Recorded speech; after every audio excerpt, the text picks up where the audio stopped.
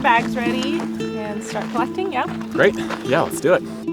We are at the northern end of the Sheephole Mountains in the Mojave Trails National Preserve. We've recently acquired this. We're conserving it for long-term preservation of this intact ecosystem and also using it as a resource for our seed conservation and restoration efforts. These are all flowers that have now turned into seed pods. And this species has seed pods that are dehiscent, so meaning they kind of open out and let the seeds explode out of them. Today we're collecting seeds to go into the Mojave Desert Seed Bank. If we get a large enough collection, we'll store some of them for long-term conservation, just in case there's a need for reintroduction. And then if we get a large enough collection, we'll have some for restoration work. So when we collect seed, we don't collect more than 10% of the population because we want to ensure that there's enough for critters that rely on the seed and also that there's enough seed that goes back into the soil seed bank for the years that follow. Why collect only 10% again? Because we want to ensure that we're not taking away from the seed bank that's in the soil. So, these plants will make seed, they're gonna fall onto the ground, and we call that the soil seed bank, so that in future years, that's what comes up. And so 10% is kind of a scientifically determined amount that will not have any negative impacts on the environment in this way. I wish people knew how much life there is in the desert. I think a lot of us have grown up with, maybe it's from cartoons or different TV shows that we watched as like kids, but you have this idea of the Wild West and these open deserts where there's like nothing but a couple tumbleweeds rolling by, but there's tons of life out here. There's tons of diversity, whether it's the plants that we work together directly in my position to conserve, or it's the bugs or the reptiles that are supported by these plants. There's an incredible diversity of life out here. You just have to look for it a little bit harder and take the time. I'm gonna call that glabrous. There's probably a couple hundred species of plants that you see right within here. We have kind of foothills and then the bare bedrock of the mountain. So we get a really good diversity of plants that are protected here, as well as the wildlife. And so we have tortoises here, there's bighorn sheep in these mountains, and all of the common desert rodents that live out here.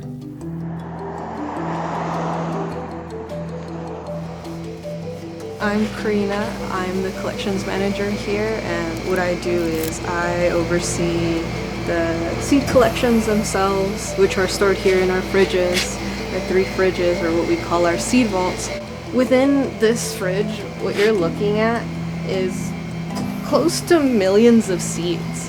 What that means is the potential for millions of plants. These seeds can go back into the land, and we're just sort of helping facilitate their intermediary time, just keeping them safe and alive. Because they are alive, we're just keeping them until they're needed.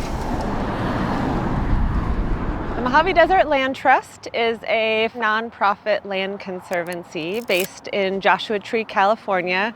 We do a lot of things to protect the California desert region, which is a quarter of the state of California. So we do everything we can to maintain a living, thriving, interconnected landscape across the desert. The desert holds some of the highest biodiversity of anywhere on the planet. So there's more than 2,500 species of flowering plants here, for example. Hundreds of species of mammals and birds, thousands and thousands of species of insects. A lot of the life here, I think it's about 1/3 of the species here, live in the desert and nowhere else, and are so adapted to that hot, dry ecosystem that they can't live anywhere else. What does this machine do again? It separates the large chaff, not seed material that's larger than the seed. It separates out the small chaff material that's smaller than the seed, and then it uses this blower to separate out the heavier seed, which falls down below, from the lighter seed that blows out top. This is fairly clean seed. And what we're seeing is a fairly high proportion of what we collected is probably seed material. This is thousands of seeds there, and we've got many, many, many times that. So we really get that full genetic diversity that's captured in this large collection. Making sure no seeds are left on here. The end point is getting them back on the landscape in a way that fulfills their ecological value, right? So we're not a museum. We're not trying to take these collections from the land and just store them indefinitely. Really what we're trying to do is take these collections from the land, care for them under our artificial conditions for a certain amount of time, making sure that they retain their viability, they're still strong, living organisms, and then get them back on the landscape, either through seed-based restoration, which is just broadcasting seeds on the landscape, or growing plants and transplanting those out into the landscape. The most existential threat of all, of course, is climate change. The Mojave Desert region has already warmed by 3 degrees Fahrenheit over time, over the last 100 years. We're seeing real threats to our Joshua trees here. By the end of this century, we're predicting that more than 90% of Western Joshua tree suitable habitat will be lost due to the shifting climate. That's the hard part, because I still don't really know how to tell those two. Yeah, each one is like really distinct. What's the satisfaction for you personally? Oh my God, wow, that's a great question. To me, I feel very satisfied to be able to do work that I feel like makes a difference, that makes the world a little bit of a better place than it was when I came here, and that will preserve these lands, which are lands that I love a lot and that we all love, right? That we share together, that I get to have a little part in preserving them for the next generation. It's just really rewarding. It's really fulfilling to me, yeah.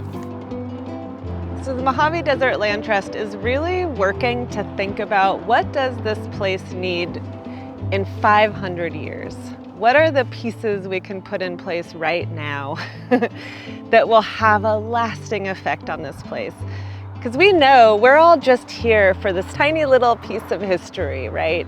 And it's an interesting business to be in, to be protecting something in perpetuity. You can't even comprehend that, right? So it's something we're really thinking about is, how do we ensure that both this desert ecosystem, all the plants and animals, and the people who live here are all thriving for that 500-year view into the future. If you enjoy stories like this, you can support them by liking, subscribing, or checking out the donate link below. Thanks, and stick around for the next one. I think you're going to love it.